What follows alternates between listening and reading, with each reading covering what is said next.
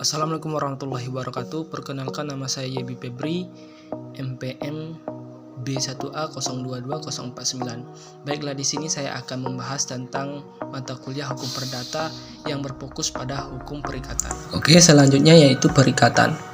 Nah, pengertian perikatan, yang dimaksud perikatan adalah hubungan hukum antara dua orang atau lebih di dalam harta kekayaan yang akan mengakibatkan lahirnya hak dan kewajiban pada masing-masing pihak yang disebut dengan istilah prestasi. Nah, orang yang berhak atas suatu prestasi disebut pihak kreditur, sedangkan orang yang wajib berprestasi disebut pihak debitur. Nah, prestasi dalam perikatan adalah sesuatu yang harus diadakan dalam perikatan yang dapat berbentuk menyerahkan sesuatu, berbuat sesuatu, atau tidak berbuat sesuatu. Nah, kawan-kawan, selanjutnya kita membahas tentang unsur-unsur perikatan. Yang pertama yaitu hubungan hukum, yang kedua adanya kekayaan, yang ketiga adanya pihak-pihak, dan yang keempat adanya prestasi. Selanjutnya yaitu perikatan melahirkan. Yang pertama yaitu menyerahkan sesuatu, contohnya jual beli. Yang kedua yaitu berbuat sesuatu, yaitu contohnya melakukan perjanjian kerja. Yang ketiga yaitu tidak berbuat sesuatu. Nah, contohnya seseorang tidak membuat pagar yang melebihi 1 meter dikarenakan dilarang dalam undang-undang. Oke, selanjutnya kita membahas tentang macam-macam perikatan. Yang pertama yaitu perikatan bersyarat. Harus ada syarat dalam melakukan perjanjian, yaitu peristiwa yang akan datang dan belum tentu terjadi. Contohnya, A akan membeli motor jika motor tersebut tidak mati pajak. Nah, kemudian yaitu yang kedua, perikatan dengan ketentuan waktu. Nah, artinya sesuatu ketetapan waktu tidak meneguh perikatan, melainkan hanya meneguh pelaksanaannya saja. Oke, selanjutnya yaitu yang ketiga, perikatan sama-sama suka. Pasal 1272 dalam perikatan mana suka, si berutang dibebaskan jika ia menyerahkan salah satu barang dari dua barang yang disebut dalam perikatan, tetapi ia tidak dapat memaksa si berpiutang untuk menerima barang tersebut. Nah, yang keempat yaitu perikatan solider atau perikatan tanggung renteng atau tanggung menanggung. Contohnya, A, B, dan C meminjam uang di bank 100 juta untuk membuat usaha. Dalam membayar utang tersebut, jika A dan B belum punya uang, maka C akan menanggung utang tersebut. Nah, yang kelima yaitu perikatan dapat dibagi dan tidak dapat dibagi. Yang keenam, perikatan dengan ancaman hukuman. Contohnya, A meminjamkan uang kepada B.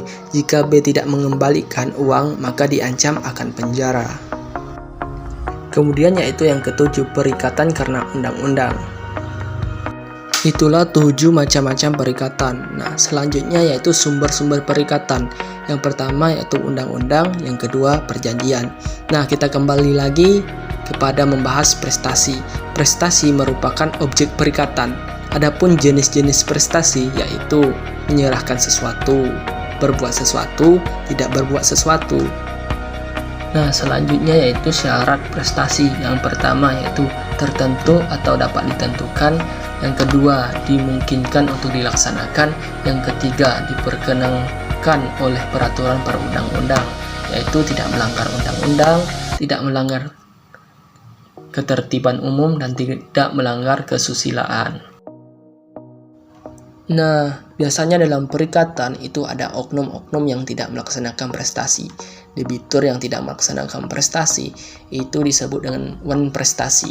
Nah, pengertian wan prestasi adalah tidak terlaksananya prestasi karena kesalahan debitur, baik karena kesengajaan atau kelalaian.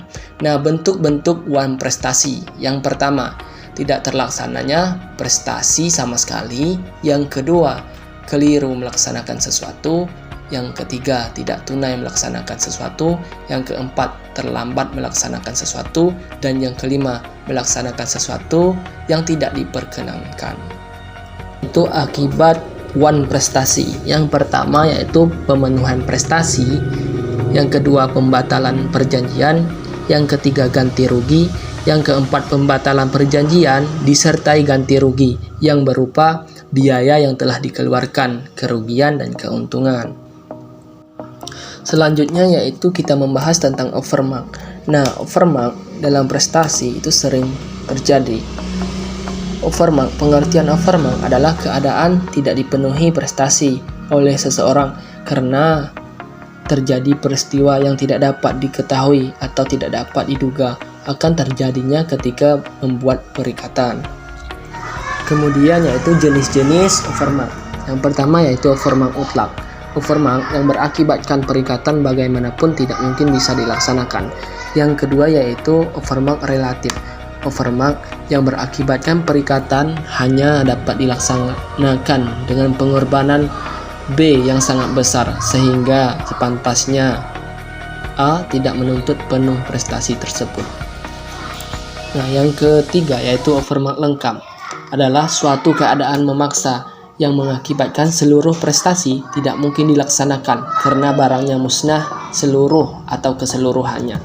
Yang keempat yaitu overmark sebagian adalah suatu keadaan memaksa yang mengakibatkan sebagian dari prestasi tidak dapat dilaksanakan, sedangkan sebagian yang lain masih mungkin dilaksanakan. Yang kelima yaitu overmark tetap. Overmark yang menyebabkan suatu perjanjian secara terus-menerus tidak dapat dilaksanakan. Nah, adapun yang keenam karena tidak tercatat yaitu overmark sementara, yaitu overmark yang menyebabkan suatu perjanjian tertunda untuk dilaksanakan. Baiklah, selanjutnya saya akan membahas tentang hapusnya perikatan karena apa.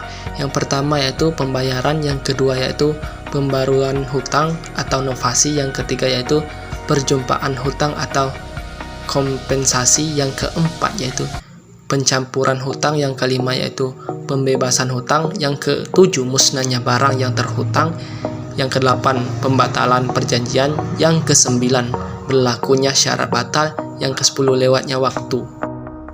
Oke, mungkin itu saja penjelasan dari saya. Mohon maaf jika ada kesalahan. Saya akhiri. Wassalamualaikum warahmatullahi wabarakatuh.